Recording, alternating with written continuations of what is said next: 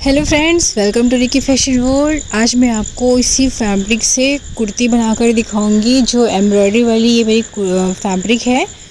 तो देखिए, इस तरीके से आप ऑनलाइन मैंने ये बाय किया था, आप भी ऑनलाइन बाय करके बना सकते हैं। ये मैंने मीशो से लिया था। तो सबसे पहले देखिए, पीछे साइड पे जो फैब्रिक की ये जो बुकरम लगी हुई होती है उसे पहले आपको निकाल लेना है। अगर आप बुकरम के साथ इसमें सिलाई करोगे, कटिंग करोगे तो ये सही नहीं आएगी। तो सबसे पहले आपको इसे अलग कर लेना है। तो देखिए, इस तरीके से मैंने इसे अलग कर लिया है। अब फैब्रिक को हमें बीच में से फ़ोल्ड कर लेना है। तो बराबर से पहले आप इसे अच्छे से फ़ोल्ड कर लीजिए। देखिए, मैंने इसे फ़ोल्ड कर लिया। फ़ोल्ड करने के बाद अब मैं आपको इसका मेज़रमेंट दिखाऊंगी। तो सबसे पहले यहाँ से आपको इसकी लेंथ ले लेनी है। आपको जितनी भी लेंथ रखनी हो। तो मैं ये फुल साइज़ की कुर्ती बना रही हूँ, तो मेरी 40 इंच लेंथ आएगी। मैं ये जो कुर्ती का मेज़रमेंट है वो मैं आपको एक बार दिखा देती हूँ। तो यहाँ पे जो शोल्डर है वो मैंने 6 इंच रखा है और आर्म, मतलब ये सारे जो है मेज़रमेंट वो 36 साइज़ के अकॉर्डिंग है। तो आपका जितना भी मेज़रमेंट हो उसके हिसाब से आप बना सकते हैं। तो यहाँ से हमने इसके शोल्डर की मार्किंग करी 6 इंच। आर्म होल यहाँ से लेंगे हम 7 इंच पे। इसके बाद हमने इसके बस्ट लाइन की मार्किंग करनी है, तो चेस्ट का 4 और उसमें आपको 2 इंच प्लस कर लेना है। तो जितनी भी आपकी चेस्ट है उसको 4 से डिवाइड करिए और 2 इंच प्लस कर लीजिए। इसके बाद हम यहाँ से शोल्डर टू वेस्ट लेंगे कमर का निशान लगाने के लिए। तो 14 इंच रखा मैंने। यहाँ से हम इसके वेस्ट का 4 और 2 इंच मार्जिन रखना है। आपकी जितनी भी वेस्ट हो उसको 4 से डिवाइड करिए और 2 इंच प्लस कर लीजिए।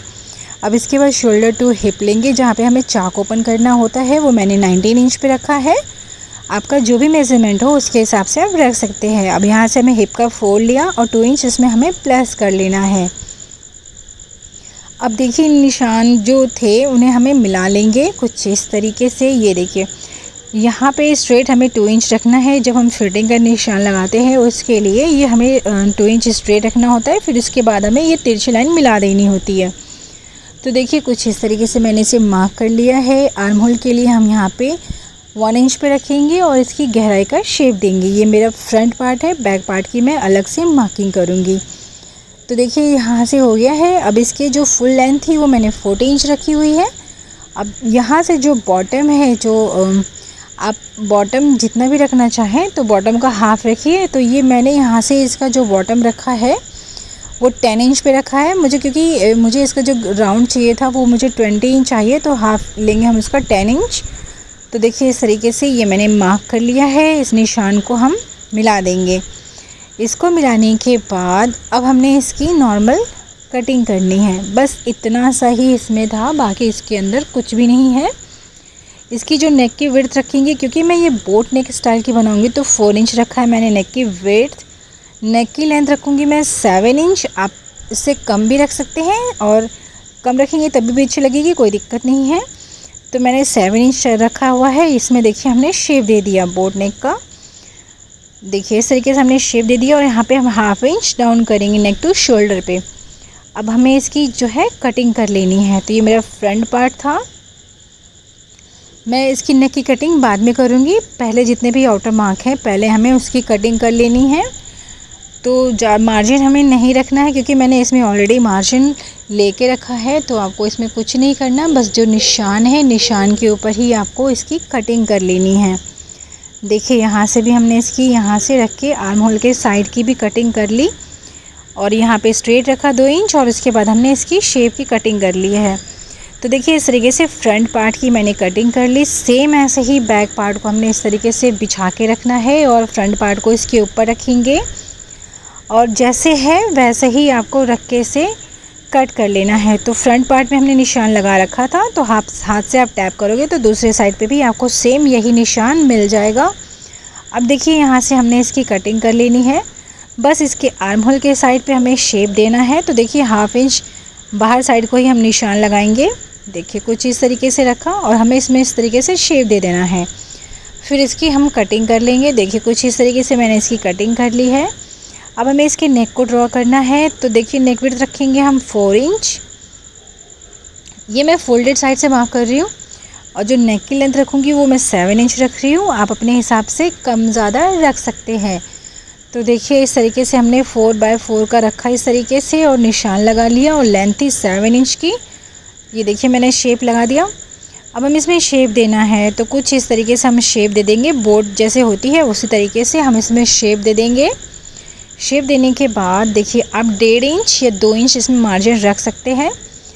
तो मैं 2 इंच के लगभग मार्जिन रख रही हूँ।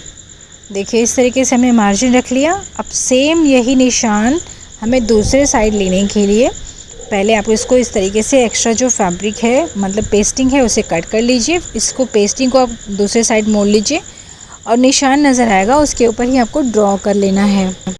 तो देखिए कुछ इस तरीके से इसे मैंने ड्रॉ कर लिया है। ड्रॉ करने के बाद ये अब ये जो बैक वाला नेक है वो भी हम सीधे ड्रॉ कर लेंगे। तो 4 इंच रखा मैंने वेट। नेक की जो लेंथ रखेंगे वो 5 इंच रखिए। जो बैक नेक रहेगा वो मेरा 5 इंच का रहेगा। जो लेंथ है वो आप अपने हिसाब से कम ज़्यादा रख सकते हैं। जो कस्टमर है उनको इतनी ही चाहिए थी तो मैंने उसके अकॉर्डिंग ही इसकी मार्किंग करी हुई है। अब देखिए हमें मैंने ये पेस्टिंग इसके ऊपर चिपका के रखी हुई है फैब्रिक पे, जो हमारा अदर फैब्रिक है। अब जो कुर्ती वाला साइड है वो सीधे साइड पे रखा है मैंने। अब पेस्टिंग वाला साइड हम इसके ऊपर रखेंगे। रखने के मिड से मिला के रखिए और इसको आप पहले पिन अप कर लीजिए। अगर आप बिगनर हैं तो पहले इसे कच्चा कर लीजिए, फिर उसके बाद आप इसके ऊपर सिलाई लगा सकते हैं। तो देखिए मैं पहले यहाँ से इसे कच्चा कर लूँगी कुछ इस तरीके से।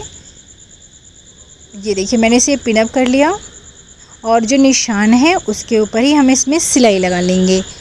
सेम ऐसे ही जो बैक वाला पार्ट है उस पे भी हमें ऐसे ही सिलाई लगानी है। तो देखिए दोनों पे मैंने इसको पिन अप कर लिया है। आइए हम इसमें सिलाई करते हैं।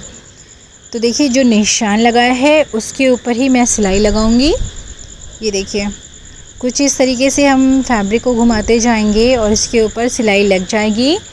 अगर आप चाहें तो 2 बार इसमें सिलाई लगा सकते हैं। देखिए मैंने सिलाई लगा ली है, 2 बार सिलाई लगाई थी मैंने। अब जो एक्स्ट्रा फैब्रिक रहेगा वो हम बाद में कट करेंगे। ये जो साइड वाला पोर्शन है उसको आप चाहे तो मोड़ लीजिए या फिर यहाँ पे इंटरलॉक कर लीजिए। तो यहाँ पूरे पे मैं इंटरलॉक करूँगी। तो देखिए इस तरीके से मैंने इंटरलॉक कर लिया था। अब 1/2 इंच जो हमने सिलाई करी है नेक के साइड से 1/2 इंच छोड़ करके आपको इसकी कटिंग कर लेनी है।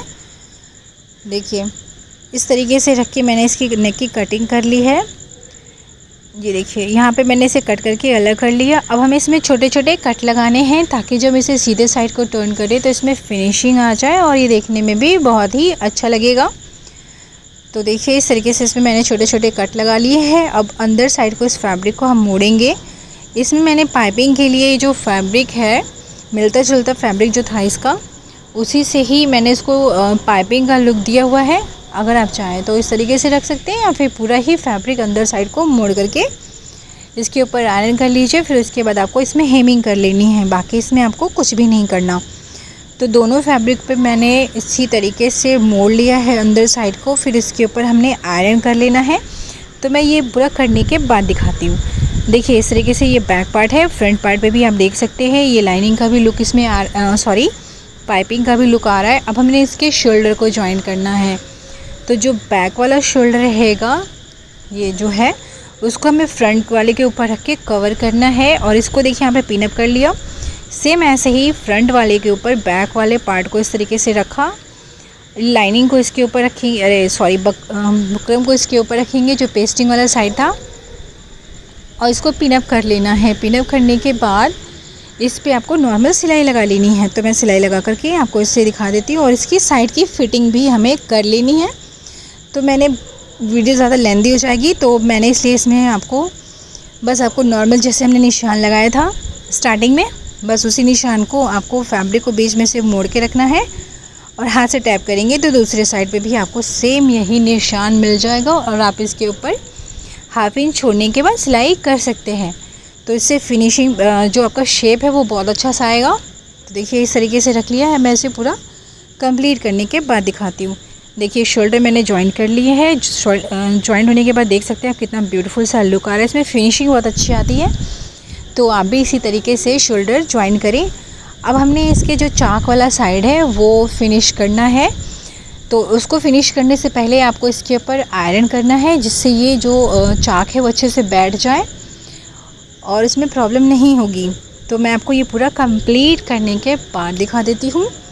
तो देखिए इस तरीके से मैंने ये बोट नेक की डीप नेक वाली कुर्ती बना करके रेडी कर लिया था। ये मेरी एम्ब्रॉयडरी वाली कुर्ती थी। तो आप भी इस तरीके से किसी भी फैब्रिक से आप इस तरीके से कुर्ती बना के रेडी कर सकते हैं। इसका लुक आप देख सकते हैं। इसके नेक में मैंने थोड़ी सी कलाकारी करी हुई थी, तो देख सकते हैं हम। सो मिलते हैं फिर नेक्स्ट वीडियो में नए टॉपिक के साथ। Thanks for watching. Thank you.